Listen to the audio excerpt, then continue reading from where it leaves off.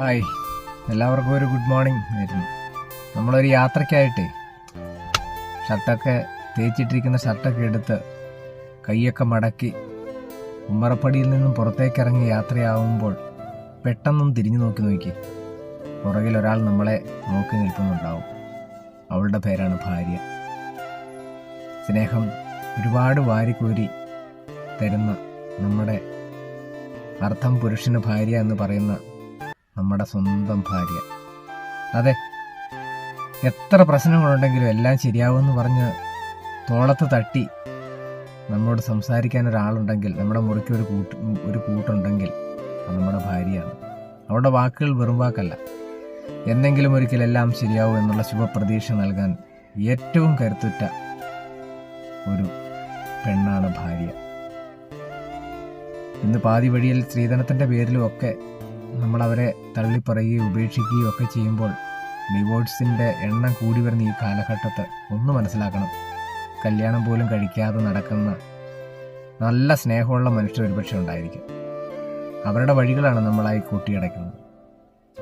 അതുകൊണ്ട് നമ്മുടെ ഭാര്യയൊക്കെ നെഞ്ചോട് ചേർത്ത് നന്നായിട്ട് സ്നേഹിക്കാനൊക്കെ ശ്രമിക്കുക.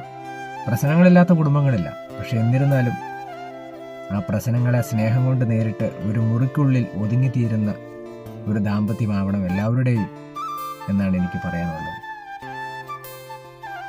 അവൾ പിന്നീട് അമ്മയാവും, നമ്മുടെ കുട്ടികളുടെ അമ്മയാവും.